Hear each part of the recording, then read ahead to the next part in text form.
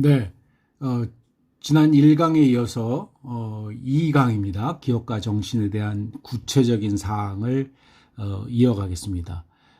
보통 기업가 정신 이야기를 할 때 가장 많이 지목되는 언급되는 덕목들 그런 특징들이 있습니다. 그걸 펀더멘탈이라고 지금 여기 표현되어 있는데 특히 뭐 정주영, 이병철 회장, 창업자들, 삼성과 현대를 일으킨 사람, 그런 분들의 특징을 얘기할 때 뭐 많이 언급되는 겁니다. 그러니까 인내, 끈기, 배짱, 뚝심 뭐 이런 거 있습니다. 끈질기게 했다. 실패의 초반에는 굉장히 어렵고 실패했지만 끝내 인내하다가 성공을 했다. 그만큼 확신을 가지고 있었고 배짱이 있었고 뚝심이 있었다. 이런 거죠. 추진력, 위험 감수, 도전, 열정, 주도력 이런 것들이 다 기본적인 덕목에 해당됩니다. 지금 이런 내용들이 워낙 좋은 얘기들이 다 포함되기 때문에 기업가 정신은 다 좋은 특징을 얘기한다. 사람의 아주 굉장히 건전한 특징을 얘기한다라는 너무 단순화된 평가도 있을 수 있지만 지금 기업에 특히 지난 시간에 얘기했던 미국에서는 아주 돈 냄새를 맡고 그거를 밀고 나가는 도전 정신을 강조했다면 우리나라에서는 주로 이렇게 참아나가고 이제 기다리고 끝내 이뤄내는 이런 것을 주로 많이 얘기하죠. 그래서 이제 처음에 그렇게 쉽지 않은 것을 보는 통찰력을 통해서 나중에 결국 성공할 거다라는 확신을 가지는 거 이런 거 굉장히 중요합니다. 프로 정신, 특히 이제 장인 정신 이런 것들도 기업가 정신의 한 덕목입니다. 특히 일본의 기업에서는 일본 사회에서는 기업가 정신을 이런 프로 정신을 많이 강조하는 편입니다. 일에 목숨을 건다. 현장 개선에 아주 치밀하다. 디테일에 아주 열성적이다. 또 실력으로 승부한다. 뭐 이런 것들이 다 이야기되는 겁니다. 이제 사용자 자신들의 관심을 가지는 팬에 대한 스포츠맨으로 얘기하면 스포츠 스타가 관중의 귀중함을 아는 것 이런 것들이 지금 프로 정신에 해당된다고 볼 수 있습니다. 우리나라 이제 산업화 시대의 기업가 정신은 그래서 또 뭔가 좀 특별한 특징이 있는데 우리가 산업화에 성공한 경제의 성장 국가이죠. 그래서 가난에 대한 저항 이거 특별히 좀 강조되는 우리 역사 속에 묻어 있는 겁니다.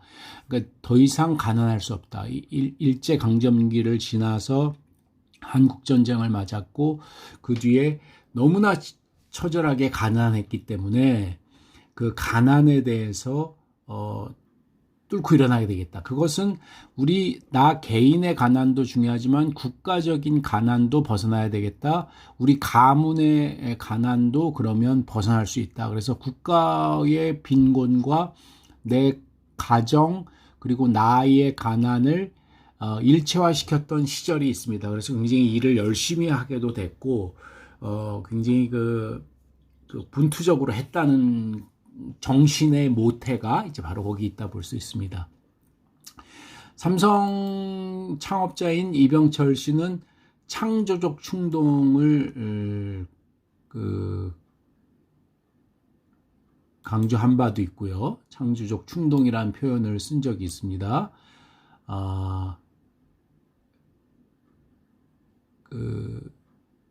창조적 충동이라는 거는 이제 충동적인 통찰력을 얘기한 거죠.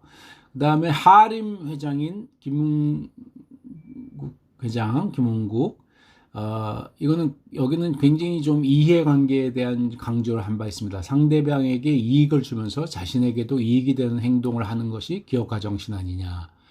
이런 지금 이야기를 한 바가 있습니다. 좀 새겨들을 만한 또 내용이죠.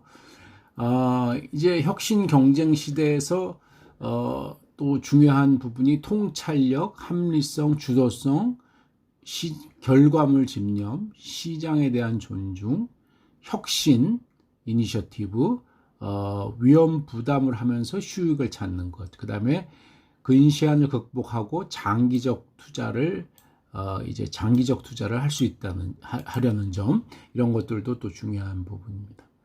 근데 여러분들 지금 많이 들을 수 있는 이제 4차 산업혁명 시대다, 이런 표현을 쓰죠. 이 4차 산업혁명은 이제 우리가 조금 더 차분히 한번 더 점검을 해야 되지만, 여러분 일단 기본적으로 연결이 굉장히 많아지고, 여러분들 사물 인터넷이나 뭐 이런 얘기를 들으면 이제 사람과 컴퓨터 간의 연결을 넘어서서 모든 사물에 지금 뭐 자동차, 뭐 시계, 안경, 뭐 이런 거 어떤 뭐 혹은 뭐 그런 움직이지 않는 거라도 모든 것에 지금 연결이 되고 있고, 인공지능 로봇이 활동을 하게 되고, 이런 것으로 볼 수 있습니다. 그래서 초연결, 아주 초지능, 그런 것들이 다 이제 지혜롭고 지능을 더 갖추는 거죠. 인공지능과 로봇이 그 보완이 되면서. 그래서 그런 시대에 기업가 정신은 과연 무엇이 중요하거든요. 이전 시대에 인내하고 통찰하고 참아나가고 도전하고 가난에 대한 저항심, 뭐 이런 거와 조금 달리 전 세계적으로 지금 4차 산업혁명 시대에서는 새로운 기회를 발굴할 줄 알아야 된다. 단순히 기회만 발굴한다는 것이 아니라 거기에 가치가 창조되는 두 가지가 중요합니다. 그러니까 기회라는 거는 이전에 보지 못했던 면을 발견해내는 거. 우버 같은 거 한번 생각해 보십시오. 이 차량의 옆에 사람을 같이 태워서 운행을 한다. 이거는 기존 택시 뭐 다른 서비스에서도 볼 수 없었던, 그리고 또 차량의 자기 자차의 상당 시간이 운전을 안 하고 있는 시간이 있다는 것을 통찰한 기회를 발견했고, 거기서 그 기회만 있을 거라고 생각한 것이 아니라 어떻게 가치를, 돈과 경제적 가치를 만들어낼 수 있는 그 가치 창조를 이제 구체화시켰다는 거죠. 이 두 가지가 4차 산업혁명 시대는 굉장히 중요한 기업가 정신 덕목으로 드러날 것이다. 이렇게 지금 현재 보고 있습니다. 그래서 이 부분도 지금 앞으로는 굉장히 중요한 기업가 정신 덕목으로 강조될 수밖에 없습니다. 이 지금 시간과 흐름에 대한 거는 여러분들 한번 보시고, 4차 산업혁명을 얘기할 때 미래학자들이 특별히 꺼내놓은 단어가 하나 있습니다. 싱귤래러티라는 부분인데, 싱귤래러티는 뭐냐면, 이게 레이 커즈와이라는 미래학자가 지금 현재 구글의 미래 파트의 책임자로 가 있는데, 레이 커즈와이라는 사람이 꺼낸 말인데, 완전히 뭐 만든 거는 수십 년 전에 어느 소설가가 만들었다 그러는데, 특이점이다, 이렇게 한국말로 번역이 됩니다. 그건 뭐냐면, 휴먼 인텔렉트, 여기 있죠? 인간의 지혜가 이렇게 점진적으로 진화해 왔습니다. 굉장히 오랜 시간이 걸려서 점진적으로 이제 과거 수렵 시대서부터 이렇게 쭉 해서 농업혁명 뭐 해가지고 지금 이렇게 쭉 오고 있죠. 그런데 요 파란색 그래프는 기계의 지능이에요. 기계의 지능. 그러니까 기계의 지능은 이 1950년대서부터 뭐 더 크게 보면 1750년 후반부터 산업혁명이 일어나면서부터 이제 발생을 점진적으로 했지만, 여기서 1950년부터 이제 급격히 올라왔는데, 그것이, 그러니까 요 특이점이라는 건 뭐예요? 기계의 지능이 인간의 지능과 만나는 점. 그래서 그 이후는 특이점을 넘어서면 기계의 지능이 이제 인간의 지혜를 넘어서는 점. 그러니까 인공지능, 로봇 이런 것들에 대한 염려 포인트가 여기입니다. 이것을 용어상 싱귤래리티라고 표현을 하는데, 이 용어 자체는 우리가 조금 일단 알고는 있어야 되고, 근데 이게 지금 어느 시점에 오는 거에 대해서는 미래학자들마다도 아직 그 논란이 있고, 2045년이 될 것이다. 뭐 2030년이 될 것이다, 2070년이 될 것이다, 있는데 지금 현재 기술 발전 속도로 보거나 인공지능 뭐 이런 것의 진행 상황을 보면은 그리 멀지 않은 것도 우리가 감지할 수 있겠죠. 굉장히 한번 기술이란 건 한번 가속도가 붙으면 굉장히 빠른 속도로 진행이 되기 때문에 그거에 대해서도 좀 주목을 해야 됩니다. 이 특이점이라는 개념이 있고요.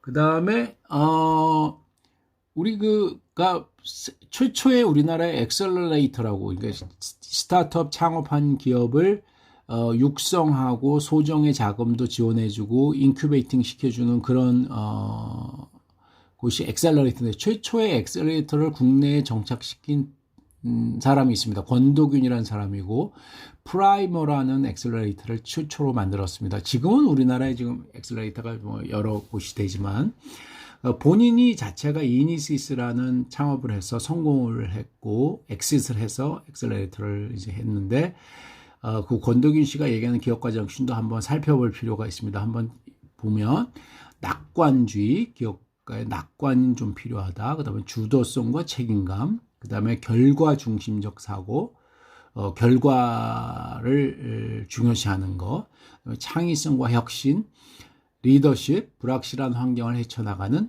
의지력, 뭐 이런 것들이 실제 해보고 났더니 중요했고, 또 본인이 육성하려는 스타트업 대표들과 스타트업 기업들을 엑셀러레이터를 통해서 관찰을 했더니 이런 항목들이 지금 젊은 사람들에게 굉장히 중요한 것 같다, 이런 것을 꺼낸 겁니다. 그러니까 여러분들도 한번 살펴볼 만한 덕목들이고요.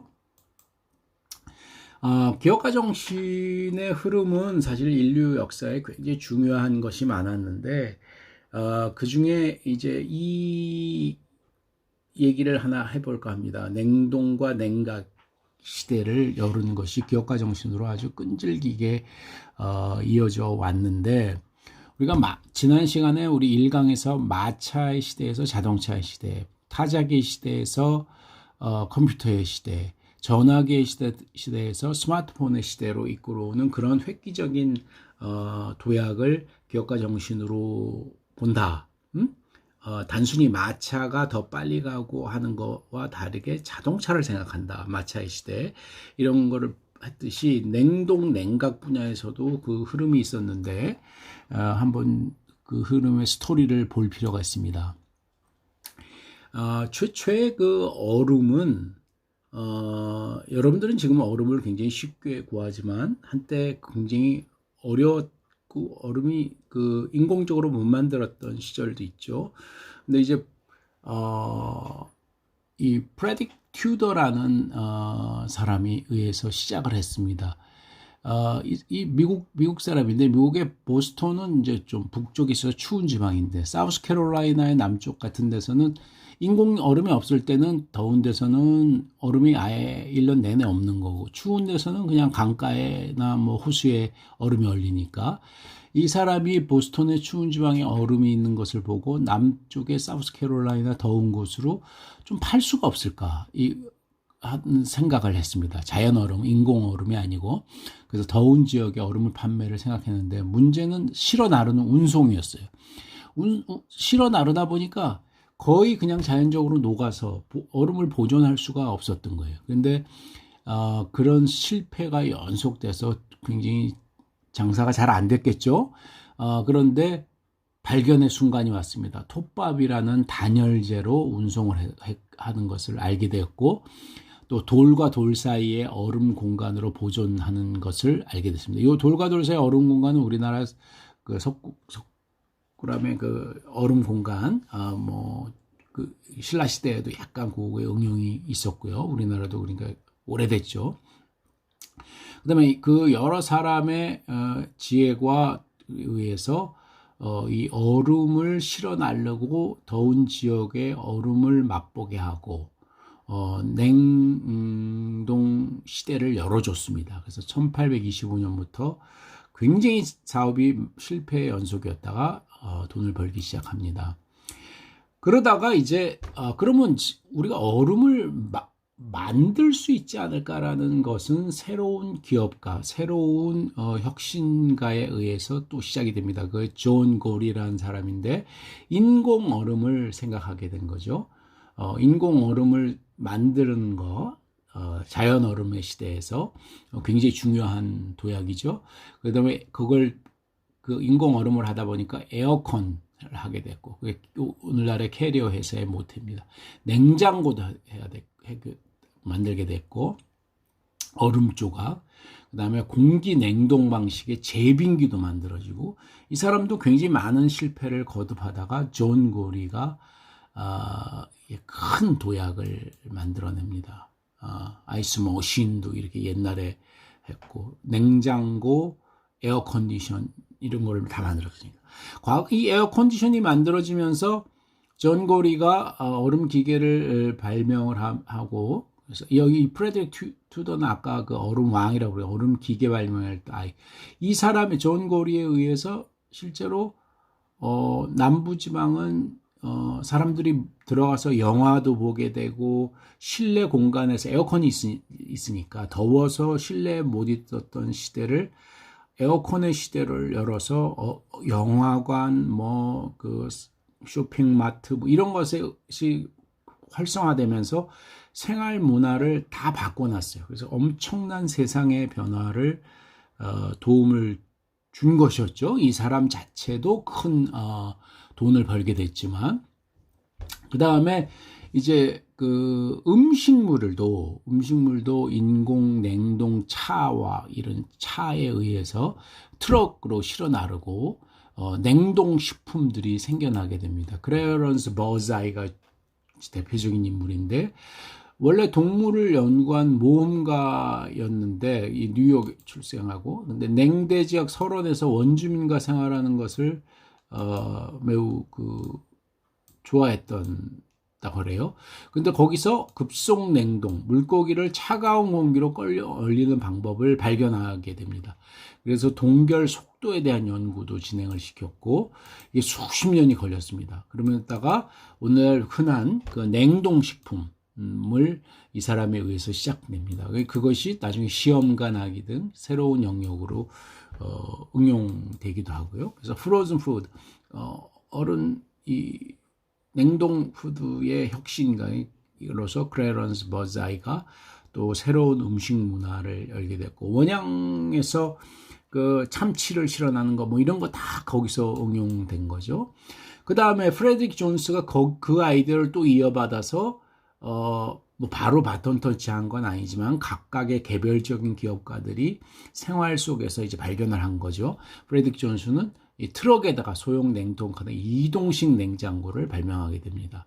그래서 이렇게 되면서 이 프레드릭 존스도 엄청난 기업이 됐는데, 최초에 아까 얼음 무역을 했던, 얼음을 실어 나르면서 많이 실패를 했다가 톱밥 단열재를 통해서 실어하고 뭐 이렇게 그 자연 얼음의 얼음의 시대를 열었던 튜더의 시대를 이제 이동식 냉장고 들어가니까 그런 건 필요 없게 됐죠. 근데 그런 일련의 과정에 의해서 이동 냉장고로 이어지게 됩니다. 지금 이 스토리는 냉동, 냉각, 냉장 이런 것들이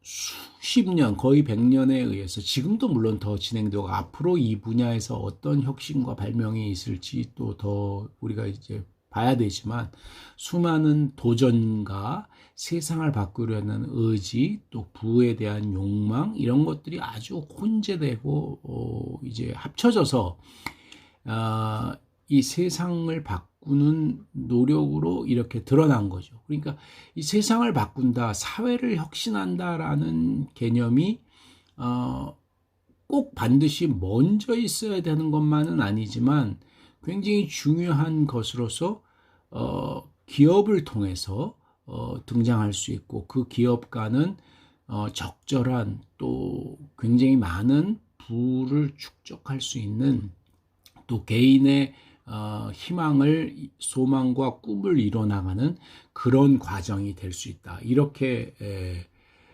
볼 수 있습니다. 그러니까 기업가 정신에 대한 이야기들이 지금 우리가 지금 두 번에 걸쳐서 일단 했고, 이제 했는데, 이 전체에 여러분들이 윤곽을 좀 잡아주기 바랍니다. 그 다음에 사회적 기업에 대한 이야기를 할 때도 우리가 이제 이 기업가 정신은 일반 스타트업 창업에서도 다 통용되고 사회적 기업에서도 다 통용이 되는 거지만 그런 것들이 다 지금, 우리가 지금 기업가 정신이란 토대하에서 사회적 기업에 대한 논의도 우리가 더 진행이 될 것이고 깊은 의미가 더 진행될 것으로 봅니다. 이 강에 대한 얘기는 여기까지 정도 하고 우리 기업가 정신에 대한 생각을 잠시 또 스스로 각자 해보기로 하겠습니다. 네, 고맙습니다.